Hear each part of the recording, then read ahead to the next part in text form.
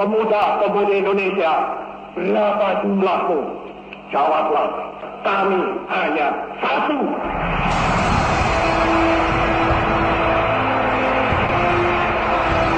Hei pemuda-pemudi, hei seluruh rakyat Indonesia, mari kita berjalan terus dengan alat, antara lain alat persatuan Indonesia. Satu bahasa, satu tanah air, satu bangsa Indonesia. Bersama-sama.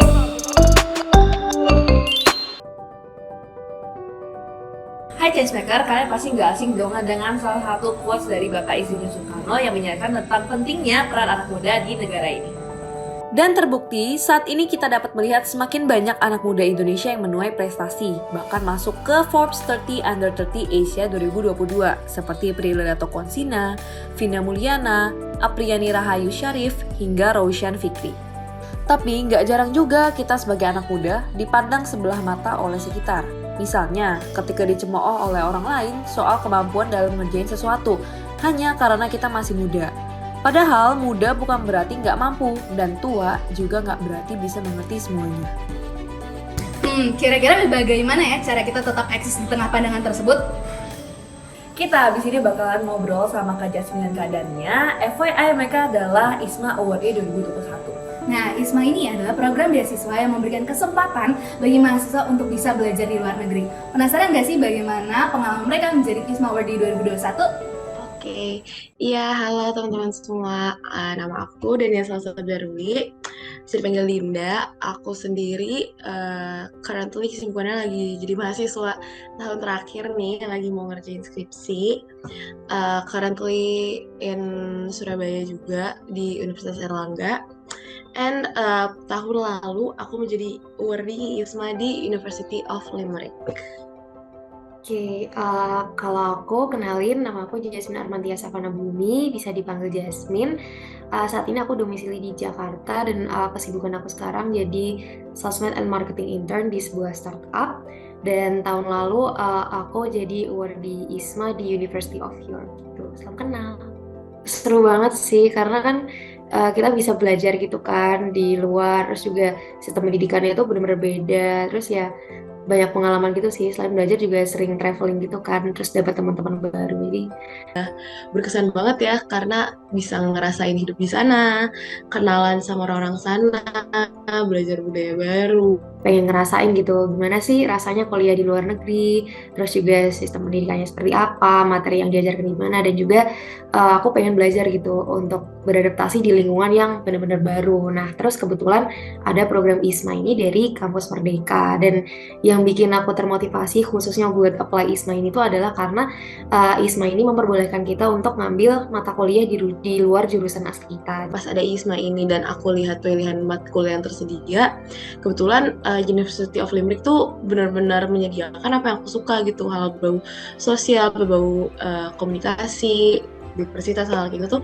menarik gitu. Jadi selain dari memang programnya sendiri yang sangat menarik, aku tuh emang selalu pengen banget gitu ngerasain keluar negeri kuliah dan hidup gitu secara spesifiknya. Karena kalau yang jalan-jalan aja, menurut aku tuh apa ya, kayak keluar negeri sebagai turis sama seseorang yang tinggal di sana tuh ngerasanya beda gitu. Dan aku kebetulan suka banget explore environment baru. Jadi pas ada ISMA ini langsung lah, nggak pakai pikir panjang kayak urusan keterima belakangan. Struggle pasti banyak sih, dari pas nyampe tuh pasti udah mulai takut tuh, pasti kayak sebelum berangkat tuh udah excited nih kayak aduh new adventure. Tapi pas nyampe tuh bener-bener kayak langsung dihadapkan realita, wah udah di sini nih, terus kayak what are you gonna do now. Itu tuh lumayan scary at first, apalagi apa ya, di sini kan budaya tentu beda ya. I think culture shock, terus kayak penyesuaian tuh berat banget sih di awal, karena apalagi khususnya aku ngerasa diriku stand out karena appearance-ku berbeda gitu dengan orang-orang kayak kita kerudungan atau apa, atau casual minorities kali ini diposisikan di negara yang kalau aku ada di sana tuh aku jadi minoritas gitu ya.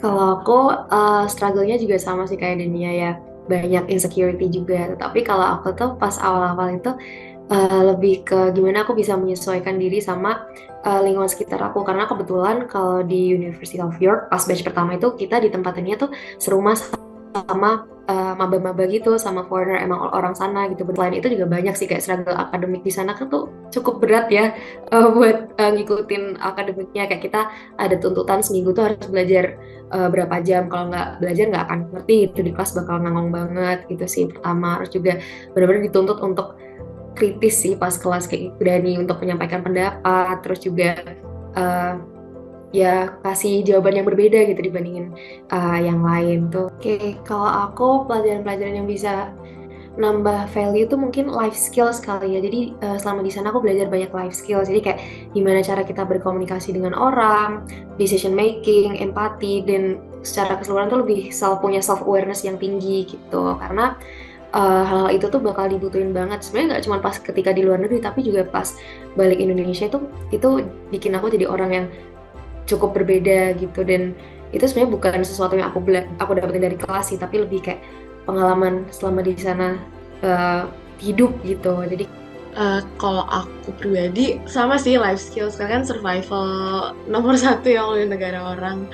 Dari communicate benar kayak apa, gimana menyampaikan sesuatu pada orang yang notabene tuh nggak tahu cara pola pikir kita, budaya kita seperti apa. Jadi kayak understanding the culture tuh gimana lebih toleransi sih, itu nomor aku ngerasa banget karena kayak culture kan beda ya, terus cara komunikasi yang tepat itu juga beda. Jadi rasa toleransi itu sebenarnya juga empati itu tuh apa ya, makin kelihatan pas selama di sana tuh kelihatan jauh lebih penting lagi.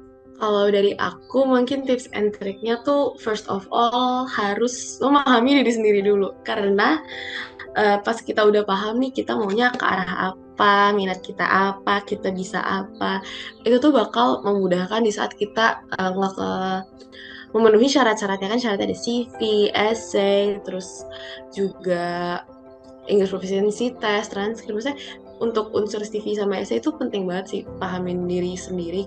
kenalin diri kamu, dan juga cari banyak pengalaman yang bisa relate untuk daftar ISMA itu. Terus juga mungkin kalau nggak banyak pengalaman sebenarnya juga nggak apa-apa sih, tapi bisa dicari lagi inner purpose-nya gitu. Nah, ternyata self expansion itu penting banget loh, changemaker. Salah satunya itu adalah kita bisa menambah value diri kita sendiri. Caranya juga dapat dilakukan dengan banyak hal, yaitu salah satunya adalah ikutan ISMA seperti Kak Dania dan Kak Jasmine tadi. Jadi jangan lupa kembangin potensi diri kamu dan gak usah dengerin kata-kata orang lain yang bikin kamu ngerasa kecil ya.